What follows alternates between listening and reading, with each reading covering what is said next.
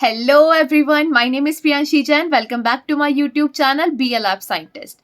आज की इस वीडियो लेक्चर में आप सभी का स्वागत है। आज के इस वीडियो लेक्चर में हम डिस्कस करने वाले हैं हमारा एबीओ डिस्क्रिपेंसीज का केस नंबर 2। एबीओ डिस्क्रिपेंसी के पार्ट फर्स्ट में हमने डिस्कस करा था हमारा केस नंबर 1, जिसका लिंक मैं आपको आई बटन में मेंशन कर दूंगी। आज हमारे सामने है हमारा केस नंबर 2। तो हम सबके सामने है इसकी केस प्रेजेंटेशन। देखिए केस प्रेजेंटेशन हमें क्या बता रही है केस के बारे में कि सबसे पहले आपके पास एक पेशेंट का, वो पेशेंट आपका रेसिपिएंट भी हो सकता है, तो सबसे पहले आपके पास आपके पेशेंट का या आपके रेसिपिएंट का सैंपल आया। अब उस सैंपल की आपको क्या करनी है, ब्लड ग्रुपिंग करनी है, उसका ब्लड ग्रुप चेक करना है, राइट। हमें पता है कि जो ब्लड ग्रुपिंग चेक करने का प्रोसीजर होता है वो 2 टाइप से होता है। एक तो कहते हैं हम उसको फॉरवर्ड ग्रुपिंग और दूसरी होती है हमारी रिवर्स ग्रुपिंग। फॉरवर्ड ग्रुपिंग हमें बताती है सेल ग्रुपिंग के बारे में। इसका मतलब क्या होता है, फॉरवर्ड ग्रुपिंग में बेसिकली हम किसको डिटेक्ट करते हैं, एंटीजन को डिटेक्ट करते हैं, और वो एंटीजन्स किसके ऊपर प्रेजेंट होते हैं, आरबीसीज के ऊपर प्रेजेंट होते हैं, मतलब एक सेल्स के ऊपर प्रेजेंट होते हैं, इसलिए इसको कहा जाता है सेल ग्रुपिंग। रिवर्स ग्रुपिंग को कहा जाता है सीरम ग्रुपिंग। ऐसा क्यों? क्योंकि रिवर्स ग्रुपिंग में हम एंटीबॉडीज को डिटेक्ट करते हैं और एंटीबॉडीज हमारी प्रेजेंट होती हैं सीरम के अंदर, ठीक है। तो फॉरवर्ड ग्रुपिंग में हम किसको डिटेक्ट करेंगे, एंटीजेंस को। एंटीजेंस को अगर हमें डिटेक्ट करना है तो हमें इसको क्या देनी होंगी, एंटीबॉडीज देनी होंगी। तो एंटीबॉडीज हम किस रूप में देते हैं, एक तो हम देते हैं एंटी ए एंटी सीरा, और दूसरा हम यहाँ पे रिएजेंट यूज में लेते हैं anti B anti Sira. Anti A anti सीरा में ए एंटीबॉडीज हैं और एंटी बी एंटी सीरा में बी एंटीबॉडीज हैं। तो जब हमने रिएक्शन कराई किसके बीच में, एंटी सीरा सॉल्यूशंस और पेशेंट के सेल सैंपल के बीच में जब हमने रिएक्शन कराई तो एंटी ए एंटी सीरा के साथ आया रिजल्ट पॉजिटिव। इसका मतलब उसकी आरबीसीज के ऊपर ए एंटीजन प्रेजेंट है। एंटी बी एंटी सीरा के साथ जब रिएक्शन कराई तो भी रिजल्ट क्या आया, पॉजिटिव। इसका मतलब उसकी आरबीसीज पे बी एंटीजन भी प्रेजेंट है। तो ऐसा कौन सा ब्लड ग्रुप है जिसके ऊपर ए एंटीजन भी होता है और बी एंटीजन भी होता है, वो होता है हमारा ब्लड ग्रुप ए बी। तो यहाँ पे हमें ओवरऑल रिजल्ट क्या मिला कि फॉरवर्ड ग्रुपिंग हमें बता रही है कि उस पेशेंट का सैंपल क्या, उस पेशेंट के सैंपल का या फिर उस पेशेंट का ब्लड ग्रुप क्या है, ए बी ब्लड ग्रुप है, ठीक है।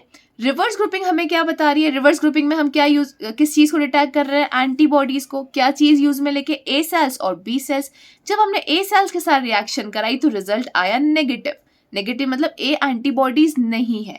बी सेल्स के साथ हमने जब रिएक्शन कराई तो रिजल्ट आया पॉजिटिव। इसका मतलब उस पेशेंट के अंदर एंटीबॉडीज हैं, लेकिन कौन सी वाली, बी एंटीबॉडीज। तो ऐसा कौन सा ब्लड ग्रुप है जिसके अंदर बी एंटीबॉडीज प्रेजेंट होती है, वो होता है हमारा ब्लड ग्रुप ए।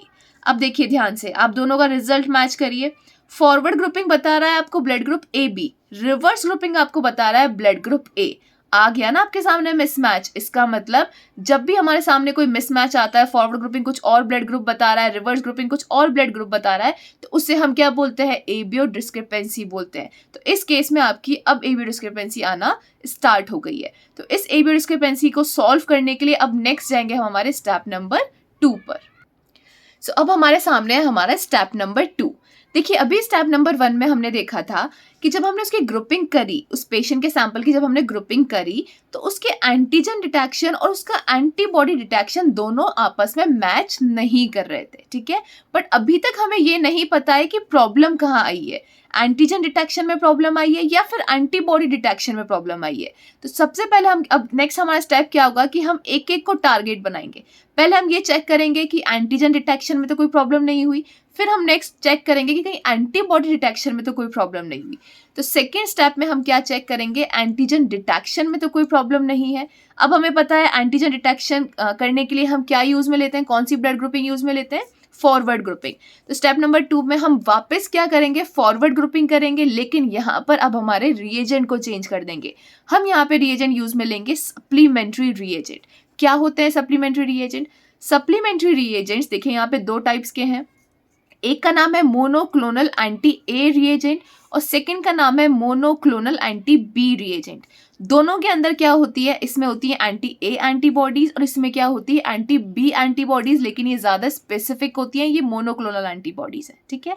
तो जब हमने मोनोक्लोनल एंटी ए रिएजेंट के साथ रिएक्शन कराई तो रिजल्ट आया पॉजिटिव। इसका मतलब ये बता रहा है कि ए एंटीजन तो है, आरबीसीज के ऊपर ए एंटीजन तो है। सेकेंड, जब हमने मोनोक्लोनल एंटी बी रिएजेंट के साथ रिएक्शन कराई, इसमें मोनोक्लोनल एंटी बी एंटीबॉडीज होती हैं, तो रिजल्ट आया आपके सामने नेगेटिव। तो अब ये हमें क्या बता रहा है? नेगेटिव रिजल्ट का मतलब उसकी आरबीसीज पे बी एंटीजन नहीं है।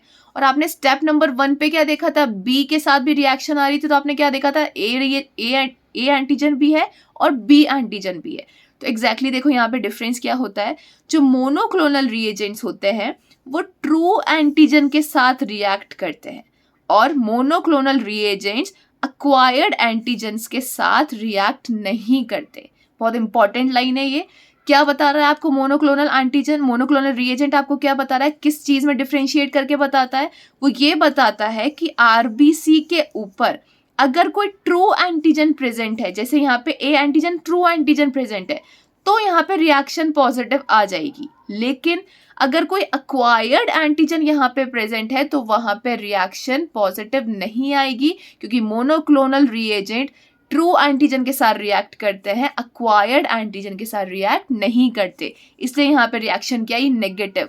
तो ये हमें क्या बता रहा है? नेगेटिव रिएक्शन यहाँ पे क्या शो कर रही है? वो हमें ये बताना चाह रही है कि इसकी आरबीसीज के ऊपर अगर आपकी नॉर्मल फॉरवर्ड ग्रुपिंग, जो हमने स्टेप नंबर 1 पे फॉरवर्ड ग्रुपिंग करी थी, वहां पे अगर आपके बी एंटीजन पॉजिटिव आ रहा है, लेकिन जब आपने उसी सैंपल को, सेम सैंपल को मोनोक्लोनल एंटी बी रिएजेंट के साथ टेस्ट किया, वहां रिएक्शन आपको नेगेटिव आ रही है, इसका मतलब वहां पे बी एंटीजन है, लेकिन वो ट्रू नहीं है, वो एक अक्वायर्ड एंटीजन है।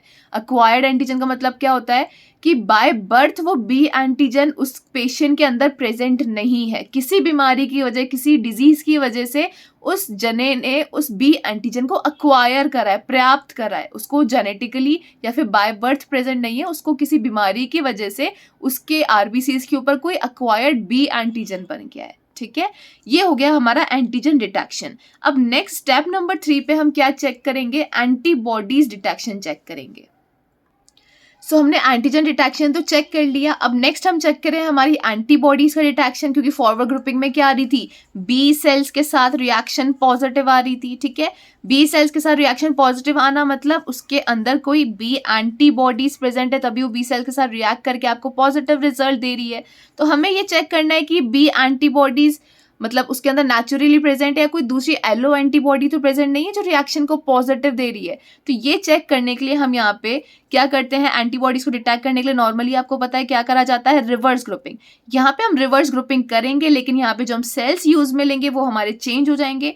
यहाँ पे हम सेल्स यूज में लेंगे स्क्रीन ओ सेल्स। स्क्रीन ओ सेल्स क्या होते हैं?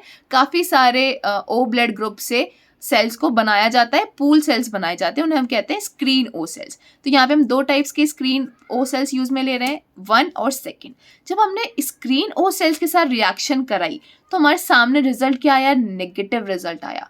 नेगेटिव रिजल्ट आने का मतलब क्या होता है? नेगेटिव रिजल्ट हमें ये शो कर रहा है कि इस पेशेंट के अंदर कोई एलो एंटीबॉडी प्रेजेंट नहीं है। इसका मतलब जो हमने स्टेप नंबर 1 पे रिवर्स ग्रुपिंग करी थी वो रिवर्स ग्रुपिंग एकदम सही आ रही थी। ठीक है, तो देखो यहाँ पेशेंट सैंपल में जो रिवर्स ग्रुपिंग हमने करी है उसको चेक करा हमने ओ स्क्रीन सेल्स के साथ। फिर हमने क्यों चेक करा? ये रूल आउट करने के लिए कि कोई उस पेशेंट के अंदर कोई एलो एंटीबॉडी तो प्रेजेंट नहीं है जो बी सेल्स के साथ रिएक्ट करके रिएक्शन क्या दे रही थी? पॉजिटिव दे रही थी।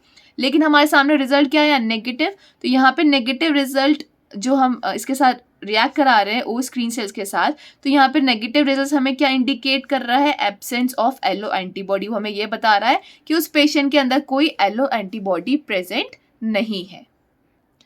अब नेक्स्ट हमारे स्टेप नंबर 4 पे हम पेशेंट की क्लिनिकल डायग्नोसिस को चेक करेंगे। ऐसा क्यों? क्योंकि देखिए कुछ पेशेंट्स के अंदर क्या होता है, एक कंडीशन होती है जिसे कहा जाता है गैस्ट्रोइंटेस्टाइनल कार्सिनोमा।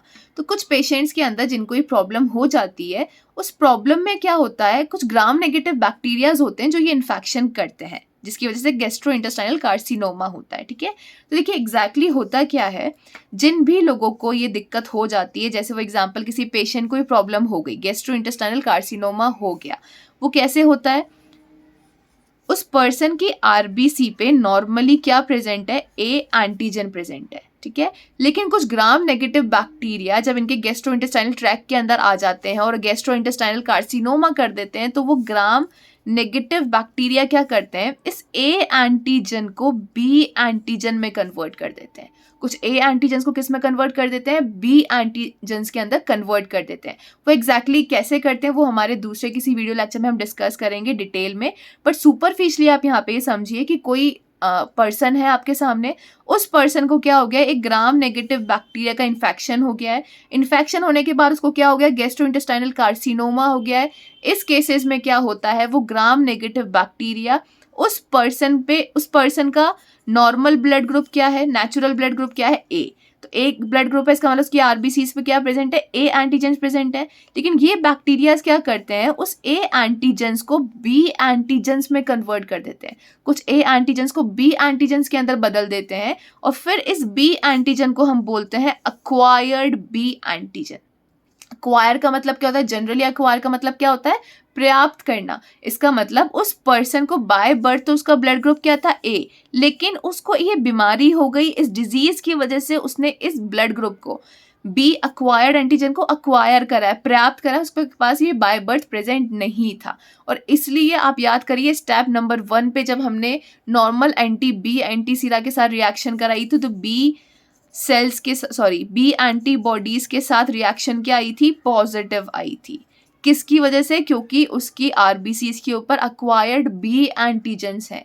लेकिन जब हमने स्टेप नंबर 2 पे मोनोक्लोनल बी एंटीसीरा के साथ रिएक्शन कराई थी, तो रिएक्शन आपके सामने नेगेटिव आई थी, क्योंकि मोनोक्लोनल बी रिएजेंट किसके साथ रिएक्शन पॉजिटिव देता है, ट्रू के साथ पॉजिटिव देता है, अक्वायर्ड के साथ पॉजिटिव नहीं देता। तो ये डिफरेंस हमें तभी पकड़ में आ गया था। ठीक है, देखिए फाइनली हमने कंक्लूजन क्या निकाला। पहले हमने फॉरवर्ड ग्रुपिंग करी, तो फॉरवर्ड ग्रुपिंग ने हमें बताया कि ए एंटीजन भी है, बी एंटीजन भी है। तो फॉरवर्ड ग्रुपिंग ने हमें बताया था कि ब्लड ग्रुप है उस पेशेंट का ए बी। हमने रिवर्स ग्रुपिंग करी, तो रिवर्स ग्रुपिंग में बी एंटीबॉडीज के साथ रिएक्शन पॉजिटिव आ रही थी, तो हमें ब्लड ग्रुप पता लग रहा था ए, मिसमैच आ गया था हमारे सामने। फिर हमने क्या करी थी, मोनोक्लोनल एंटी बी रिएजेंट के साथ रिएक्शन कराई, वहां रिजल्ट आया हमारे सामने नेगेटिव रिजल्ट ने हमें क्या बताया कि वहां पे कोई ट्रू बी एंटीजन तो प्रेजेंट नहीं है, एब्सेंट है, ट्रू बी एंटीजन तो नहीं है वहां पे।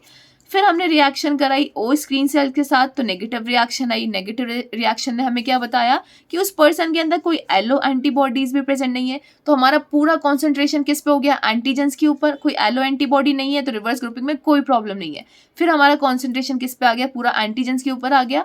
और हमें स्टेप नंबर 2 पे ट्रू मोनोक्लोनल बी रिएजेंट ने क्या दे दी थी, नेगेटिव रिएक्शन। उसने हमें बता दिया था ट्रू बी एंटीजन तो प्रेजेंट नहीं है। फिर जब हमने लास्ट में उस पेशेंट की हिस्ट्री ली, तो हिस्ट्री में हमें पता लगा कि वो पेशेंट किससे सफ़र कर रहा है, गैस्ट्रोइंटेस्टाइनल कार्सिनोमा से सफ़र कर रहा है। तो इसका मतलब हमें कहाँ ध्यान चला गया कि मे बी उसके बॉडी में ग्राम नेगेटिव बैक्टीरिया है जिसने उसके ए एंटीजन को बी एंटीजन में कन्वर्ट कर दिया है। तो लास्ट में हमने क्या कंक्लूजन निकाला कि माइट बी उस पेशेंट का जो ब्लड ग्रुप है वो क्या है, ए है, लेकिन किसके साथ, विथ अक्वायर्ड B antigen के साथ। So yeah, this is all about this video lecture. If you like this video, please like, share and subscribe to my YouTube channel. Thank you so much for watching.